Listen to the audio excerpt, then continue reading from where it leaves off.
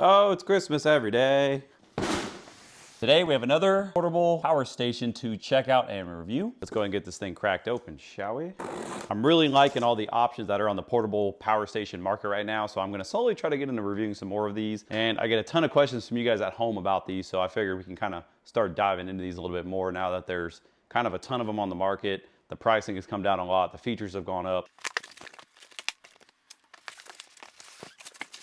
I mean, this thing's nice. This thing is very compact. So what we have here is the AFERY, I think I'm saying that right. This is their P180 portable power station. This thing's equipped with a 1800 watt continuous, 3600 watt peak pure sine wave inverter. It has a 1024 hour lithium iron phosphate battery, so you're gonna get a ton of cycling life. It can AC charge up to 1000 watts, and it's adjustable from anywhere between 500 to 1000. So if you don't wanna pull the full 1000 watts, you can turn the charge current down. It can also charge with up to 500 watts of solar, and if you do AC charging and solar charging, you can get combined charging power of 1500 watts, which means you can easily charge this in under an hour. Now, even at 1000 watts, plugged into the wall, you're gonna be charging this right at about, or maybe a little bit over an hour. So in my opinion, that's still pretty quick. It also has an app control that you can download on your phone. Now I'm gonna bring you guys in for a closer look. So on this side, taking a look, we have two cooling fan inlets. Here's this side. This is gonna be our main switch to turn on the AC output. We have an overload protection breaker. Right here is gonna be the AC input regulation. So you can do 500 watts or 1000 watts. It's gonna be either or. Four nice 20 amp style plugs. And then underneath this little cover is gonna be your AC input as well as our, looks like our solar input. And this can go up to 55 volts. And you need a minimum of 11.5 volts. And it's an XC60. And once again, it's telling you about the input voltage. Don't go over 55. And just a normal charge cord to plug right in there. Here's the other side. We have two more fans. So it looks like this unit has 4 fans total, 2 that pull air in and 2 that exhaust air out. I'm gonna be curious once we start testing this thing to see how loud the fans are, because I like to have a nice quiet fan setup. And here's the front of the unit right here. So we have a 12 volt 10 amp outlet, just kind of your standard 12 volt cigarette outlet. We have a 12 volt 3 amp output right here. These are just jack style outlets. We have a 20 watt and 140 watt type C output. And then you have 2 quick charge 3.0 USB out. Looks like right here we have a little flashlight. This is gonna be our main display right here. It looks real nice. And then here's the main power button. So we're gonna go ahead and turn this thing on. So with the display arm, we can see our input wattage, our output wattage, the frequency, our battery percentage, and then as well as how many hours of runtime we have left. So once we actually plug and load into this, it's gonna be able to give us a little bit more information. We also have a flashlight right here, so I'm gonna turn that guy on. It's actually pretty bright. Maybe if you have this thing in a tent or something, you can use that to help kind of see, and then you also get an SOS. Now, along with the power station itself, you get your AC charging cord. This is gonna be our solar input cord, so it has a set of MC4s already on it, so you can immediately connect this to whatever solar panel you're using, whether it be a stationary setup or a portable setup. Comes in this nice little baggie. You can just zip this up and take it with you. And then the machine even comes with a cover, so that's kind of cool. Maybe if you have this thing outside of your tent or whatever and you're not using it, you can throw the cover on it and it keeps it out of the elements. You also get the user manual, so I would always recommend kind of skimming through this. They probably put a ton of information and specs into this that you may want to know. And then here's a card saying you can add an additional 5 years of warranty. I believe it comes with 2 out of the box. So if you add the 5 years, you'll get 7. No idea how their warranty process is. I've never actually had to use it, obviously, because we're just testing this.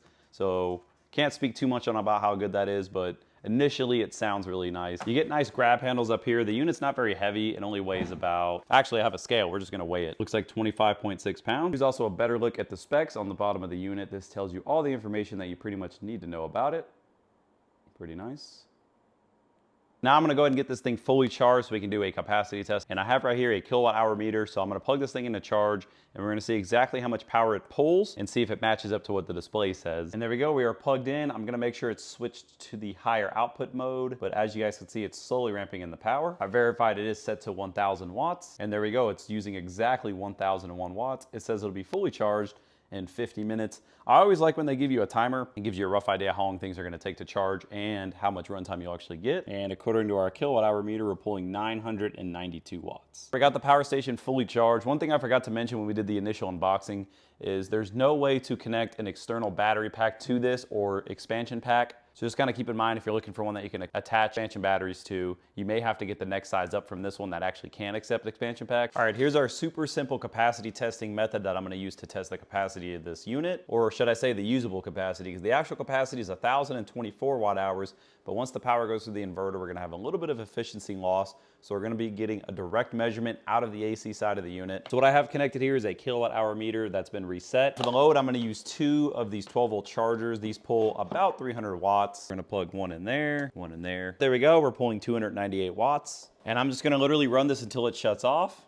And our kilowatt hours is gonna be displayed right here. All right, we just finished the battery capacity test. So out of 1,024 watt hours available in the battery, I went ahead and turned it on to show you guys that it is in fact at 0%. And since the power unit died, I'm just gonna take our watt meter, plug it into a normal outlet in my house to show you guys what the reading was. And we got a total of 889 watt hours. Now we're gonna test the solar charging feature of this power station. So I have 2 200 watt solar panels right here. These output about 20 volts each. This can do up to 55 volts, so we're plenty safe there. So we're gonna get this all connected and let this thing charge up just to make sure that feature works. So I have our pigtail right here. We're gonna go ahead and plug this in. This has the MC4s on it. We got a beep from the unit. Sorry guys, I know there's a ton of glare on the screen. I'm trying my best here, but it looks like we're getting about almost 300 watts. So that's pretty cool. With just these 2 panels, this thing would be able to fully charge in a little over 3 hours. That's not terrible. You could easily build an array like this, no problem, and keep your power station fully charged all the time. Especially if you're doing van life or camping or RVing or anything like that. All right, the next test I want to run with our power station is what I call the refrigerator test. So this test actually does 2 different things for testing. It shows us how long we can run a standard French door refrigerator on this power station. So if you lost power and you needed to run appliances, I believe for most people the most important appliance is probably going to be your fridge so your food doesn't spoil. And it's also going to show us what happens if the power station is left on without any power being pulled. Because what can happen is if the fridge compressor shuts down, everything's just kind of chilling, and there's not really any power being used, some of these power stations will actually shut down. And if that happens while you're plugged in, when the fridge does need to kick it back on, this is gonna be turned off and the fridge will just stop working altogether. I'm gonna go ahead and get the fridge plugged in. So we're gonna turn it on. As you guys can see, 100% state of charge. I'm actually gonna turn it like this, plug it in, turn our output on with the switch on the back. And there we go, now the fridge is 100% being powered off of just this. We're only using 12 watts right now, but if we open the door, we can see the lights and everything comes on. It's currently 7 p.m. on Monday. So I'm gonna check it tomorrow morning when I get up to go to work, because on the last test I did this with, I was able to run the fridge for about 12 hours. So I hope to get very similar performance out of this thing, as long as everything works as designed. So that's it, we're gonna let this thing run and I'll see y'all tomorrow morning. All right, good morning, Mike Builds viewers. It is 7:24 a.m. This thing's been running the fridge all night, over 12 hours, no issues. So let's go ahead and see how much is left. Okay, we're at 6%, so I'm gonna call the test there because I have to go to work and I don't wanna leave this thing running. I know it's gonna die. 12 hours of runtime, in my opinion, is very solid. The power station never shut off, never had any issue starting the compressor, and never did anything weird, so I think that's a success. I think my favorite thing about these power stations I've noticed so far is just how easy they are to use. So we just finished using this on our refrigerator test, and I literally turn the unit off, plug it in. The unit's completely turned off. It's gonna turn itself on and start charging immediately. That makes it very easy. So if you did end up using this to power your fridge or any sort of appliances all night, maybe run a TV or charge your phone, during the day, you could easily just connect it to a small generator. You wouldn't even need anything massive or noisy or extremely fuel thirsty, and be able to charge this thing up in about an hour, so that's nice. The next thing I want to do with our power station is see if it can power a mini split air conditioner. This mini split is normally connected to my 48 volt off-grid solar power system, and I use it to heat and cool the house with no issues. Let's say something happened to my big system. Could I use this in the event of emergency to give me some cooling? Luckily for me, my mini split's connected with a plug right over here. So I'm gonna take our plug it into the back of the power station, turn the AC output on, and there we go. The mini split just kicked on. We're at 100% state of charge. I just turned it to cooling, so we're gonna let this thing ramp up, and I'm gonna show you guys what the power draw looks like once this thing actually starts blowing some cold air. Luckily with inverter mini split air conditioners, they ramp up the power. There's no huge surge from a compressor running. Here's the outside unit starting to crank up. Nice, very good. Sounding nice and healthy. Still only using about 280 watts.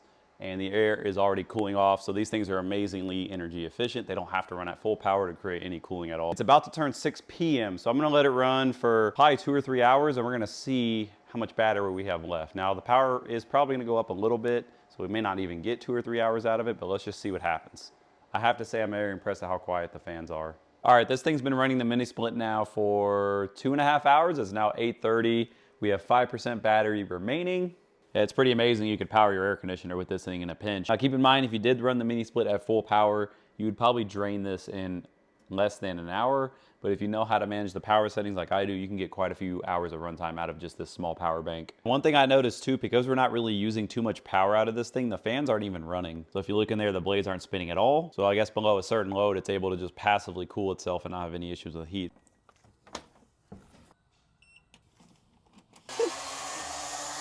I'm actually working on this mini split system right here, and I need to pull a vacuum on it. So I figured it'd be a really good test with the AFERY power station to see if it can run a vacuum pump. This is a pretty heavy induction load. This pump is rated at, well, it doesn't say like a horsepower, but does it say? It's a 6 CFM dual stage vacuum pump. So we're gonna see if it can turn this thing on, because if it can, it's gonna make this job a lot easier. I don't gotta go get a bunch of cords. It peaked at 718 watts, then dropped to 500, now it's down to 4.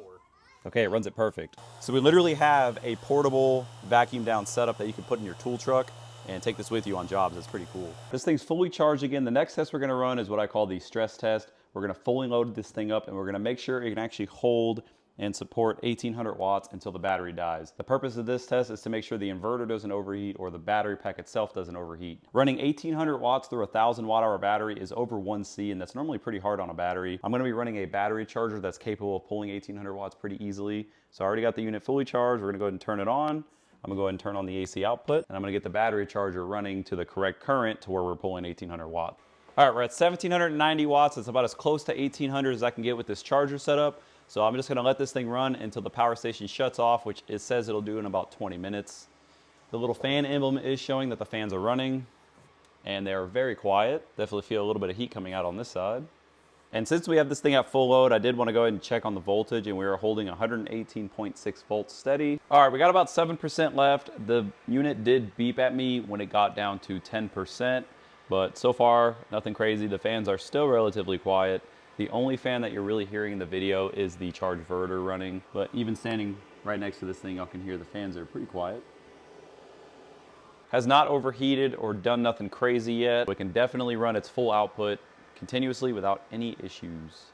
There we go, we just got to 0%, everything just shut off. I would say it did pretty good in this test. Now with this thing still hot from our little test, I'm gonna immediately plug it in and see if it's gonna let me charge the battery, or if the battery is gonna be too hot and it's gonna thermally not let it. Oh, there it goes, it's starting to charge. I'm gonna see if it'll let it get to the full 1000 watts. It's at full charging power now, so it doesn't look like the unit has to fully cool down or anything. You can just immediately start charging it again. I would probably recommend letting it cool down, that's just me, but it doesn't look like it's gonna prevent you from immediately charging it if you need to hot cycle the battery for whatever reason. All right, so far this thing has performed as advertised. We've had no problems. I haven't had it shut down. It pulled pretty good capacity, and it's run everything we've plugged into it. But now I want to do a little bit more extreme testing. Now, after we're done with all the extreme testing, if this thing passes all those tests, we're actually going to take this thing apart and take a look at the inside. So I'm going to go get a couple different things that we can plug into this: an air compressor, maybe a welder, a heater, a drill, and just see how this thing handles some kind of rigorous loads that maybe most people will never use it for, but it'll be good to know that it can handle it. We have this air compressor here, which has a rather large induction motor. These are normally pretty hard to start. Let's see how it handles it. All right, here we go.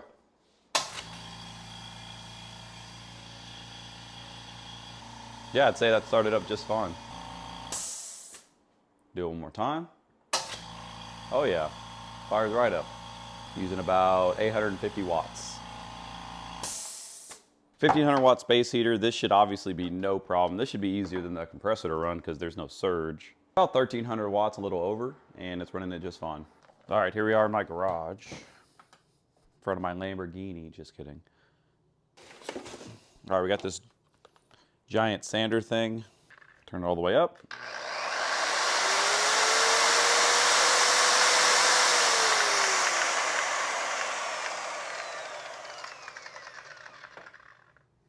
Yep, works just fine.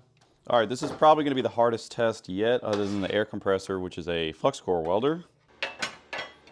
All right, here we go.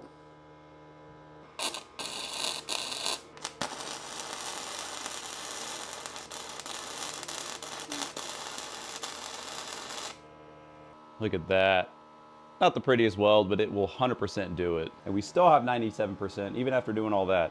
I'm honestly kind of surprised because a couple years ago, even an 1800 watt inverter by itself wouldn't be able to run some of these loads. I've had a lot of issues in the past with cheap inverters, not being able to start basic appliances, even a refrigerator. and this thing's doing it just fine. You could honestly run an entire portable fab shop off of one of these if you really wanted to. Now keep in mind the 1,000 watt-hour battery is going to be your limiting factor here, but the inverter is definitely not going to be an issue. Now I want to go ahead and try to tear this thing down, and we're going to see how good the build quality is, and I want to see what the battery pack looks like. I'm very curious to see what the build layout of the pack is. I think it's cylindrical cells if I had to guess. I went ahead and popped off these little plastic tabs, and it looks like they are using some sort of Allen bolts, and this is the warranty void sticker that's going to get voided. We're going to go ahead and get those pulled out and see what we can see. If you guys at home don't want to void your warranty, make sure y'all subscribe. Then you can just watch me do it instead.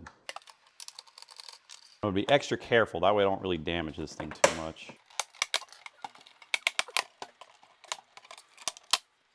So up here we can get a really good look at what looks like most of the electronics, the inverter, maybe even the charge controller might be built in, because I do see an XT60. 2 intake fans here and here, 2 exhaust fans here and here, so there's tons of cooling in this unit. I managed to get this side panel right here loose, so this just pops right off.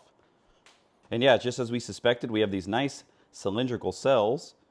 And I'm gonna try to get in closer so we can see the information on the cells. All right, it's gonna be kind of hard to see, but if you guys look really closely, these are EVE cylindrical cells. They are made toward the end of last year, so they're not very old. We actually have a temperature sensor right there on the cell casings. There's also tons of room in there for cooling to be able to help keep those cells cool. There's the main connection that goes to your inverter or main power board, this little bus bar right here. And I know it's really hard to see, but there's actually 4 cells. And if you look really far back, there's 4 groups. So we have a 16S battery, and each of these cells is rated at 20 amp hours. So we have a 1P16S battery configuration to give us our 51.2 volts. And if you guys have watched any of my other battery reviews on this channel, y'all should know that EVE cells is actually a very good brand of cell to have.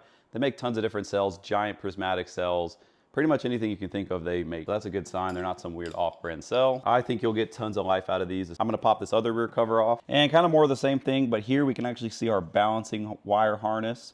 That's gonna help balance all the cells. We see our other terminal right there. So there's a better look at the cells. You guys actually get a model number. These are IFR 4135 cells, 64 watt hours.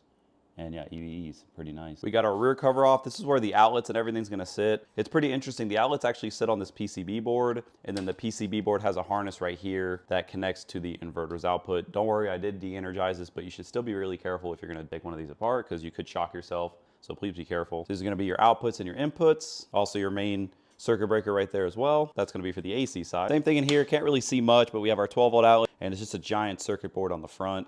That's gonna be your main display, your on-off switch, and all that stuff. There's really not much more to see. So here's another close-up of the inverter. Maybe you guys who know electronics real good can let me know what y'all think about the build quality. But to me, it looks pretty good. The battery is very well supported, so I think if you're using this in a high vibration environment, I don't think you'd have much issue, because I think a lot of these are gonna be used for camping and stuff. They're gonna be thrown in the back of a trunk, driven down the road, might hit some bumps and stuff, and it should handle it just fine. That's gonna wrap up testing this AFERY Nomad 1800 P180. I think one of the only cons I have for this power station is there's no expansion port. There's no way to add a second battery to this. You actually have to go up to their next P280 model, which has a way bigger battery, but it also costs about a little over $600. This unit you can get below $400, so it's still a good value. There are some power stations on the market that cost what this costs that you can actually add the expansion battery. So I would have liked if they at least added the port, because then you can just make your own harness, do your own DIY expansion, and have way more capacity. But other than that, I really don't have anything negative to say about it. It did perform all the testing flawlessly. It did work as advertised. The fans were nice and quiet. It's got a lithium iron phosphate battery. It's a 51.2 volt architecture, which seems to be pretty popular. And a few years ago, you couldn't get a power station with this kind of power for this price. So it'll be interesting to see in the next couple of years as the market gets more competitive, how much more features and how much more capacity, power, and all that we can actually squeeze into one of these for a good price. Let me know y'all's thoughts in the comments. If you're using this brand of power station, please leave your personal stories and experiences in the comments, because people really rely on that. They watch the video, but they also want to hear what you guys think about it as well in the comments. I always read all the comments. I'm going to be in the comments responding. Let me know what y'all think. Thank you for watching. If you watched till the end, that means a lot to me. Like and subscribe. See y'all in the next one.